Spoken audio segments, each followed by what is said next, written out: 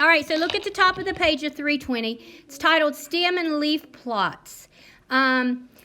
While dot plots, bar graphs, and circle graphs, which we've already done, are useful for displaying categorical data, they are not the best option for displaying numerical data, which is what we're dealing with right now, numerical data. We were dealing with numerical data, but not in the way that we are now, okay? So, that's why we're going to use a stem and leaf plot. What it does is it organizes the data, values into classes while still allowing the leaf plot. While still allowing the original data. Now, the leaf is, listen closely. Let me move on over here. So the leaf,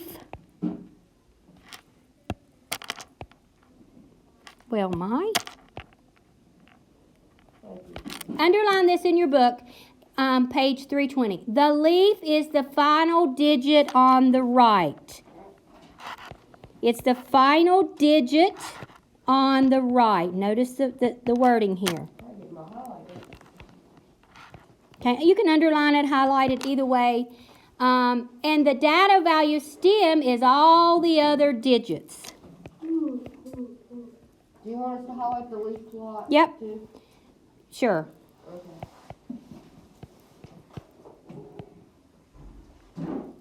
Now I know these type of things are on standardized testing, but so the leaf is the final digit and the stem is all the other numbers. So the stem sort of does the defining of the class, and you'll see as we get into that. So for the class, if you have 30 to 39, the stem is 3, since each has 3 in the tens place, because you're dealing with place value. We might have did a little bit of this last year, but I don't think very much. Maybe not, because it's not in your textbook from last year, but sometimes I'll do it before standardized testing because it is on standardized testing, but since we didn't do it last year, we may not have done this. So just stay with me, you'll get it, okay? All right, so look at the top on the right where you see 32, 35, and 37. So what is the first digit? You got a graph like this. Stem and leaf. Notice that they give you 32, 35, 37. What is the first digit? 3, 3, 3. What's the final digit? 257. So 2, 5, 7, and 3. So the stem is the first digit, okay? But in this case, the first digit is the same, so you only list it one time. The leaf is the final digit of each number, okay? You got to really pay attention, Noah, okay? So stay with me. All right, let me just move on to the next one. Let's create, look at 8.4a, all right? We're going to create a stem and leaf plot with the given data. I'm going to write the given data here, but I'm going to go ahead and write it in least to greatest, because that's what you want to do first, is to rank the data from least to greatest. They've already got it ranked, and that's what I'm going to write it for. 38, 42, 43, 50, 54, 61. What's the next number? 64, 75, 75, 79, 83, and 84. All right, so now, what's our second step here? It says separate the data by class. Now, the data is separated by the digits in the tens place, okay? Because we're only dealing with ones and tens here, but our tens place is the digit to the what? The left or the right? Because remember you have, okay? So here we have our 30s. We have 38. Then we have our 40s. What numbers do we have in our 40s? 42 and 43. And then 50s? 50 and 54. How about 60s? 61, 64. 70s? 75, 75, and 79. You do list the duplicates there. And our 80s. 83 and 84. Thank you very much. Our third step is to place each data value in a stem and leaf plot. The digits in the tens place is the stem. The rightmost digits is the leaf. It's really easy when you think about it. You just got to set it up. Leaf. Now, so what are our digits? Because you're starting here. We've got, what do we have here as our digits, Ezra? 3, 4, 5, 6, 7, and 8. That's our leaf. That's our stem, right? So you're going to see it, but you got to pay attention. So 3, 4, 5, 6, 7, and 8. Okay? Now, what are the leaf? Well, we've got 8. Basically, if you're going to see, so look right here. 3 and 8 is what? 38, right? Duh. Ha. So, and then we have 42 and 43. Oh, that's cool. Okay? Then we have 50 and 4. What do we have for 60s? 1 and 4. 1 and 4. What do we have for 70s? 5, 5, 9. 5, 5, and 9. What about 80s? 3, 4. That's how you list them.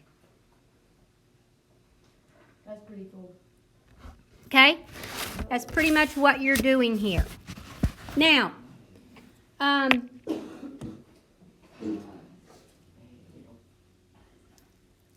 one. Okay? We're going to do a lot of these together. Here is the given data. What are the numbers? Say them with me. 3, we're on number 1. 3, 5, 11, 12, 15, 23, 25, 38, 59, and 60. Now, so when you have single digit values, you want to think about this, okay? So stem and leaf. All right, so when you have single digit values like you have right here, you're going to put a 0 for the stem. Looks like the stem's already got on here, but the leaf. It is. It's already on there, but I just want to explain that to you, okay? So you're going to use 0. Now, what digits go to the right? 3, 5, and 7. Then you're going to go to your 1. What numbers go with 1? 11, 12, and 15. Okay, so that would be 1, 2, and 5, right? Because you only write, in other words, you're saying you have 3, 5, 7, 11, 12, and 15. Let's go to numbers 2s.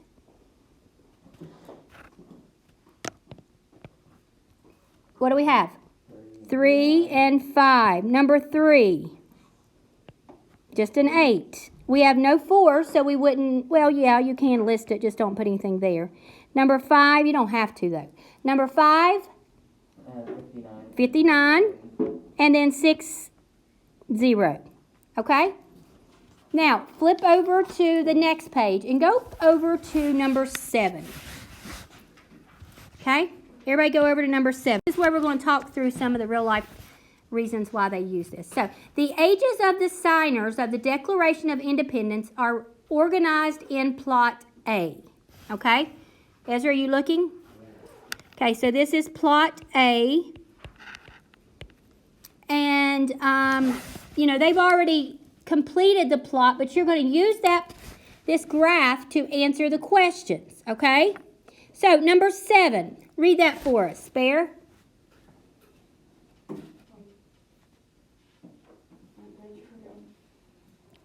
Page 322, we are on number 7. These are the ages of the signers, I want to call them singers, the signers of the Declaration of Independence. So, go ahead. What class does the STEM 6 represent? Okay, so we're talking about ages. So what would 6 represent? Individuals that are in their what? 60s. Okay, so there was a 60-year-old, another 60-year-old, a 62-year-old, a 63-year-old, a 65-year-old, and a 69-year-old. Now, personally, I think it's crazy why they do these, but I'm not they use them. All right, so number 8. How many signers were in their 50s? 10. 4. There are 10, a total of 10. So find 5 and then count the numbers on the other side. There were 10. Number 9. What was number 7 again? 60s. And that's a 60s class because it's referring to a class. So the people in their 60s is referred to as one class, okay? So number 9, how old was the oldest signer? Miles? 70. He was 70. How do you know that? Because on the plot on the 7, there's only one person. Exactly. Good job. 0. So you had to go all the way down to the 70, or to the 7, and then go over. Number 10, how old was the youngest signer? 26. 26. Very good. You guys are getting this. Number 11, what is the mode of the data? There's no mode. I'm going to tell you that because we haven't gone over that real well. No mode. So we just put no. Just put no mode. Okay, number 12. How many signers were 33 years old? Find the 3. And how many 3s do you have on the right side? 3. So there were 3 signers. That was 33 years old. Number 13. What class has 2 data values? Would be the 2s, right? Yep, it would be the 2s would be that class. Does that make sense? Yeah, yeah. Easy. These are fairly easy. Fabulous. You guys are smart cookies. All right, you guys. I prefer my father. All right, so here's what we're going to do. I'm going to give you an assignment if you think you're ready. Yeah. We've already done 1. All right, so technically we're going to do page 321 and 322. And we're going to do 1 through 20 all. Now, we've already done many of these already in class, so you don't have as many to do. But 1 through 20 all, okay? And you want to write your answers in your book this time. And hopefully, we can go over these together, okay?